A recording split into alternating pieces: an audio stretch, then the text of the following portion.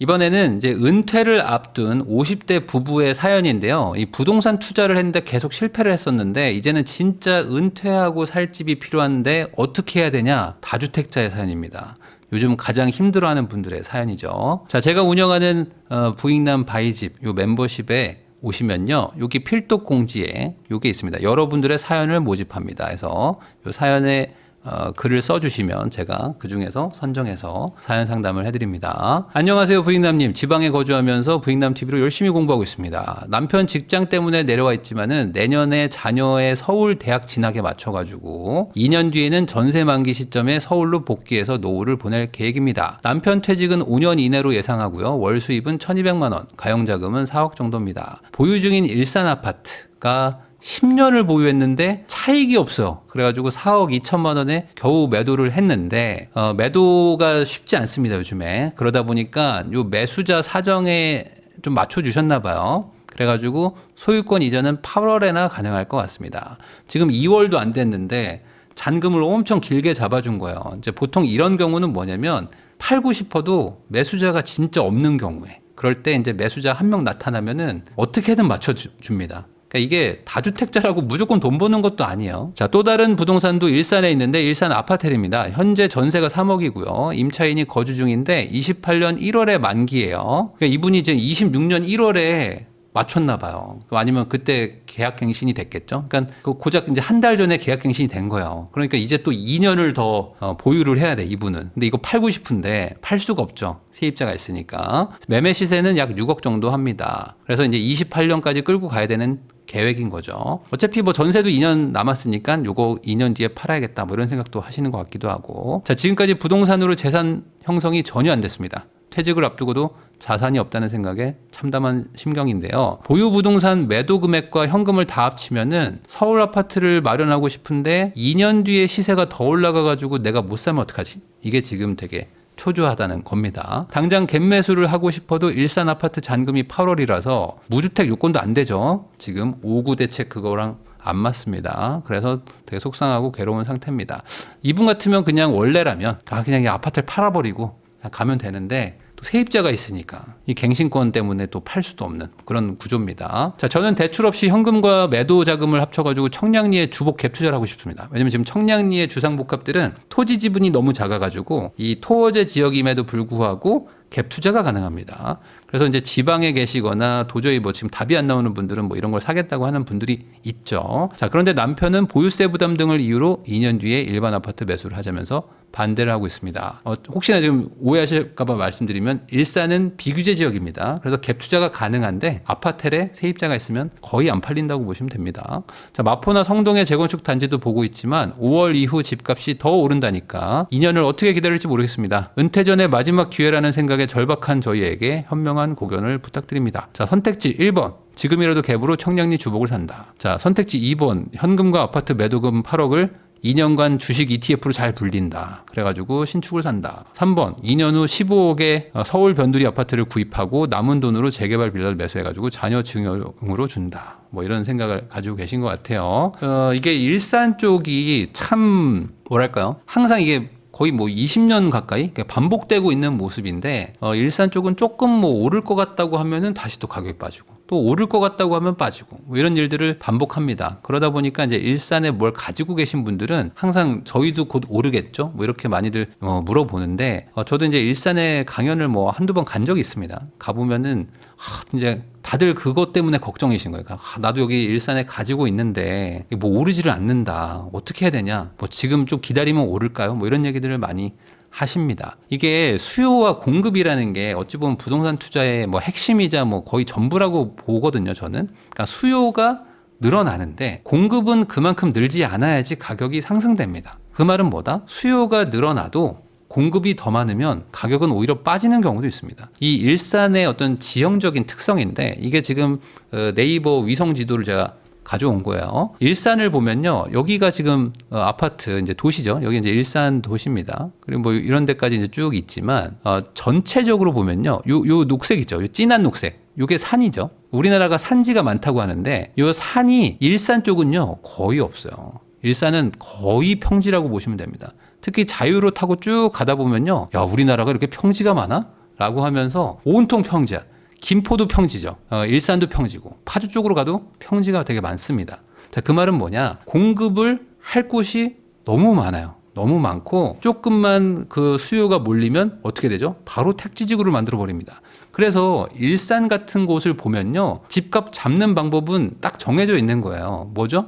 수요가 몰릴 것 같은 곳에 공급을 하면요, 가격이 오르지 않습니다. 일산 분들은 되게 허탈하시겠지만 이 공급으로 집값을 잡는 거를 증명하는 게 어찌 보면 일산 지역이기도 해요. 일산뿐만입니까? 파주도 엄청나게 짓습니다. 그러니까 일산 입장에서는 좀 올라가려고 하면은 뭐 여기다 지어버리고 여기다 짓고 또 이제는 또 빈 땅이라고 또 이쪽에 또 짓습니다. 또 짓고 이제 앞으로 창릉에다가 또 짓고 계속 짓습니다. 자, 2년 뒤에는 이제 전세가 만기가 되면은 서울로 복귀해가지고 노후를 보낼 계획이에요. 자, 남편분은 이제 퇴직이 한 5년 이내기 때문에 한 2년 정도, 한 3년 정도는 이제 주말 부부를 하고 한 4, 5년 뒤에는 아버지까지 다 올라와서 서울살이를 이제 다시 하시는 거죠. 자, 일산 거주하다가 아마 지방으로 가면서 이제 돈이 조금 남아가지고 일산을 또 이제 오래 사셨으니까 일산에 신축 아파트를 하나 사놓자.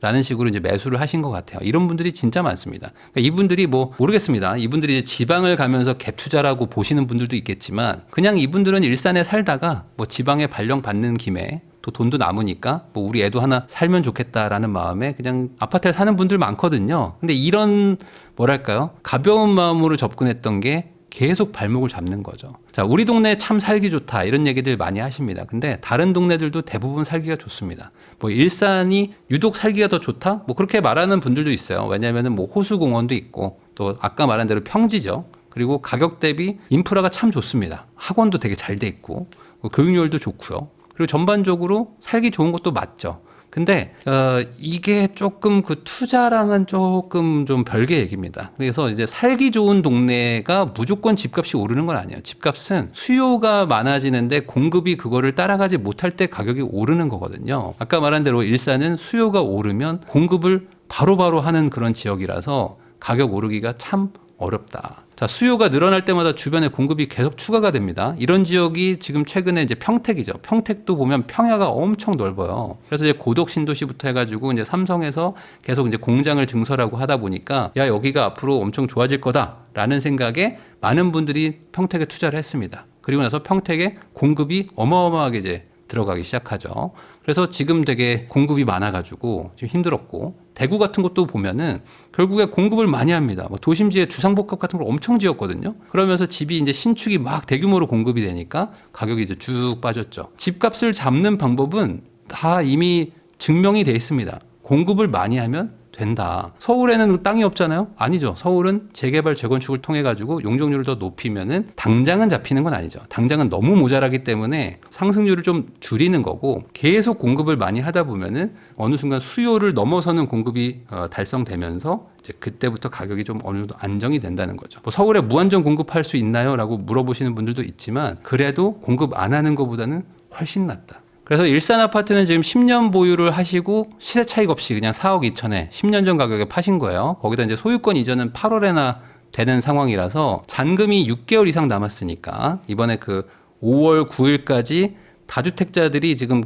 그 새끼고 파는 물건 있죠. 소위 말하는 그 금매로 나올 만한 물건들을 이분들은 매수할 수도 없습니다. 이게 매수 시점에 무주택자여야지만 가능한데 이분들은 8월까지 잔금이 잡혀 있으니까 안 되죠. 그러면 이분들은 이것도 어차피 못 잡는단 말이에요. 자, 거기다가 이분들이 지금 이제 4억 2천에 돈이 이제 나오고, 그리고 이제 아파텔에 이제 전세 3억에 매매가 6억이니까 요거 팔면 또 3억이 나옵니다. 근데 요 아파텔이 팔려야지 그러면은 이제 현금을 좀 모으는 건데, 이 역세권의 아파텔이라고 하더라도 일산 쪽이 아까 말한 대로 이제 공급이 좀 많다고 했잖아요. 그리고 이제 지금도 공급을 하지만 앞으로 뭐 올해 내년, 내후년 초까지 공급이 계속 예정되어 있습니다. 이렇게 좀 공급이 꾸준한 동네들은요, 아무래도 수요가 좀 분산이 됩니다. 그렇게 되면은 뭐 아파트라면 모를까? 이 아파트를 요즘에 살려는 그 무주택자가 별로 없어요. 다주택자가 아파트를 추가로 뭐 갭 투자한다? 이런 일들은 거의 없습니다. 그 말은 뭐다? 세입자가 있으면 갭 투자를 할 수밖에 없는데 아파트 갭 투자를 일산에 한다? 이런 수요가 지금 거의 없어요. 그 말은 뭐다? 세입자가 껴있으면 팔 수가 없다. 어차피 매수를 못 합니다. 그리고 이제 임차인 때문에 매도도 못 하면 그냥 2년을 버텨야겠다라는 생각으로 갈 수밖에 없는 거죠. 이게 이상한 건 아니고 자연스러운 의식의 흐름 같은 건데 여기서 이제 문제가 있는 거죠. 뭐냐면 이분들은 2년 뒤에 아이가 서울 진학을 하면 같이 올라와 가지고 애 뒷바라지도 해주면서 남편도 이제 조만간 올라올 거를 계획하고 있는 이제 은퇴를 준비하고 있는 분들입니다. 내가 서울이든 어디든 집을 하나 가지고 있어야 되는데 이 오피스텔 때문에 살 수도 없고 뭐 이거 집은 하나 팔았는데 이걸로 돈을 뭐 굴려야 되나 어떻게 되나 이게 되게 막막해지는 거예요. 여기서 이제 수요와 공급 얘기를 제가 했으니까 다시 한번 보여드리면 서울의 입주 물량은 지금 26년도를 보면요 적정 수요의 뭐 한 6분의 1, 7분의 1 뭐 이 정도 수준인 것 같고 뭐 27년, 28년, 29년으로 가면서 말 그대로 공급이 지금 이제 전멸하는 수준입니다. 그러니까 이제 정말 심각한 상황이라고 저는 보여요. 자, 그러면 이제 일산 동구를 보면요. 일산 동구는 그래도 공급이 좀 있습니다. 수요를 좀 넘어서거든요. 고양시 전체를 보면은 수요 부족 구간으로 들어가는데 고양시가 엄청 커요. 그래가지고 뭐 킨텍스, 뭐 이쪽 주염역 이쪽으로만 좀 한정해서 보려고 하면 아무래도 이제 동구랑 이제 서구 일부를 봐야 되는데 공급이 없는 건 아닙니다. 특히 이제 장항지구가 이제 입주를 하고 또 파주에도 공급이 많아요. 그러니까 이쪽은 계속 공급이 있는 거예요. 자, 그러면 이제 뭘 걱정해야 되죠? 우리는 일산에서 매도를 해서 서울을 사야 되는데 일산은 공급이 좀 있는데 서울은 공급이 급감하는 곳을 사야 되잖아요. 그럼 이게 타이밍이 미스매치가 나겠죠. 그러니까 내가 팔아야 되는 타이밍에 일산에는 공급이 좀 있는데 이거 나는 뭐 제일 좋은 신축 아파트 이런 것도 아니고 뭐 아파텔이란 말이에요. 그럼 아파텔이 과연 그때 엄청난 매수세가 붙을 것이냐. 근데 옆에 막 아파트 신축들도 막 지어지고 있어요.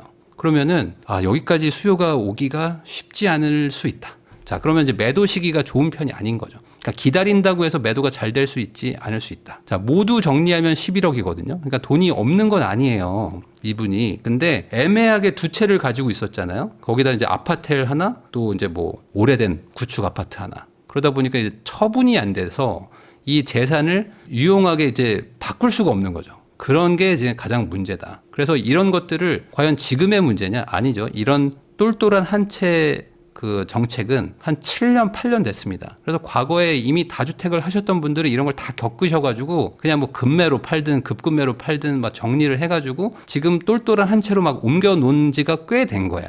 그러니까 지금도 내가 다주택을 하고 있는데 애매한 거 두세 채를 가지고 계시면 지금 사연자처럼 이렇게 된다는 거죠.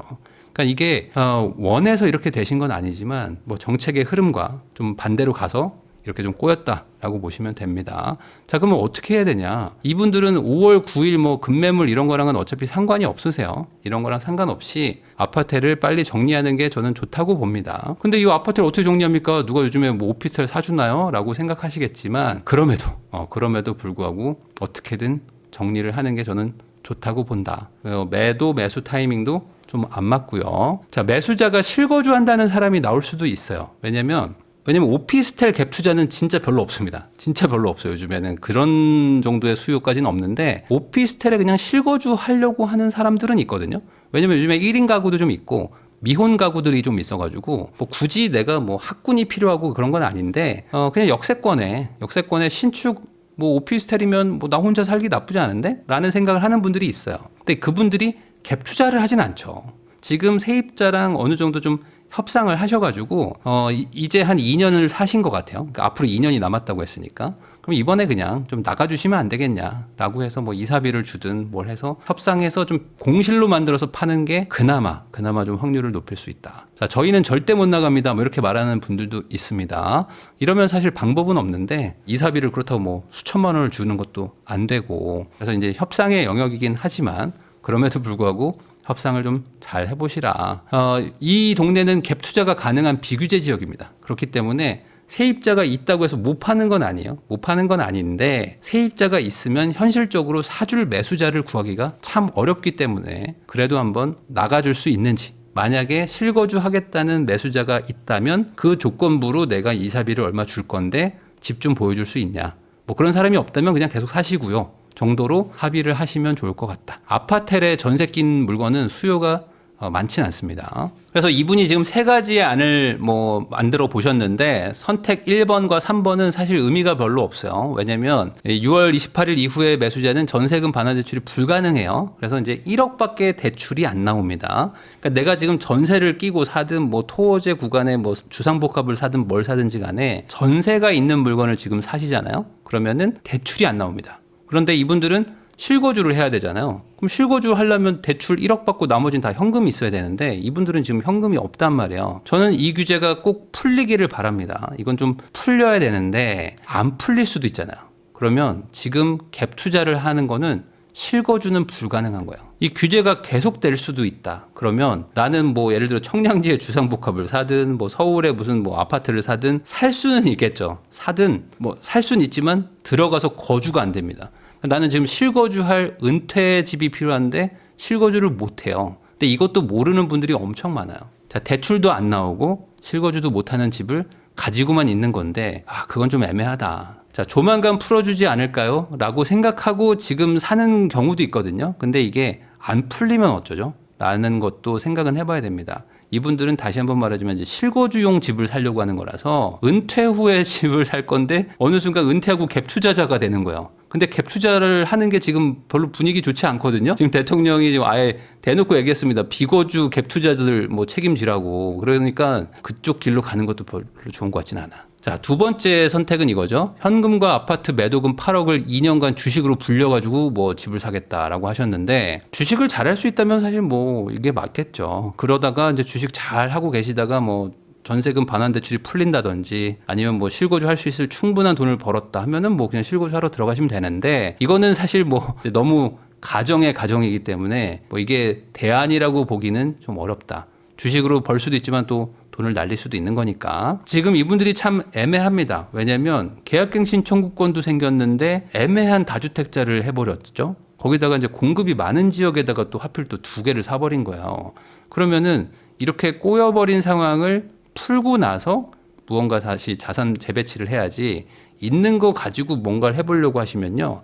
계속 뭐랄까 뭐 좋지 않은 수를 둘 수 있다. 뭐 저는 그렇게 생각을 합니다. 그래서 방법은 그냥 빨리 아파트를 정리하고 그냥 이번 기회에 집을 사는 게 맞다. 자, 5월 9일 이후에는 매물 잠김이 좀 심화가 될 겁니다. 그리고 이제 그때부터는 다주택자들은 웬만하면 집을 안 팔려고 할 것이고 1주택자들만 집을 팔려고 할 텐데 1주택자들은 당연히 뭐 급할 게 없기 때문에 1주택 실거주자가 집을 팔 거잖아요. 토어제니까. 그러면은 당연히 호가를 높입니다. 그리고 그 호가를 따라오는 사람들이 나타나면 다른 분들이 호가를 계속 올리는 이런 식으로 그 과거도 한번 보세요. 2018년, 19년, 20년 이때 보면은 그 점상처럼 거래는 거의 없는데 실거래가 신고가가 계속 찍히는 모습이 나왔거든요. 아마 이번에도 그럴 확률이 좀 높을 것 같고 이게 참 애매하지만 어쩔 수 없을 것 같아요. 아파트를 잘 정리하는 수밖에 없다. 조금 싸게 팔든 세입자한테 사라고 하든 아니면은 이사비를 뭐 어느 정도 충분히 줄 테니까 당신도 지금 나가는 게 차라리 나을 것이다. 전세 많이 올라가니까 라고 설득을 잘 해보시라. 자, 대출 규제도 심하지만 이 갭 투자가 불가능한 상황이라는 걸 여러분들 오해하시면 안 됩니다. 지금은 무한 갭 투자가 돌아가는 그런 구조예요. 이 6.27 대책 이후에 집을 사시면 무한 갭 투자가 됩니다. 그러면 안 되겠죠. 자, 매수하면 실거주하라는 게 현재 한국의 부동산 정책입니다. 사서 그냥 실거주해. 그리고 두 개 있어? 그럼 빨리 팔아서 그냥 하나로만 합쳐. 뭐 이런 내용입니다. 그러니까 아파트를 정리해야 돼요. 방법이 없습니다. 이걸 빨리 정리하시고 이번에 그냥 2년 뒤에 뭐 저는 올 거예요 하지 마시고 집 사면 무조건 실거주 해야 됩니다. 안 그러면 대출도 안 나옵니다. 이번에 그냥 아예 올라오셔야 돼요. 어찌 보면. 그러니까 이게 참 이렇게 설명을 드리는 것도 좀 죄송한데 내 어떤 인생 플랜과 상관없이 부동산 정책을 따라서 내 인생을 좀 수정하셔야 된다. 이렇게 정리할 수밖에 없을 것 같습니다.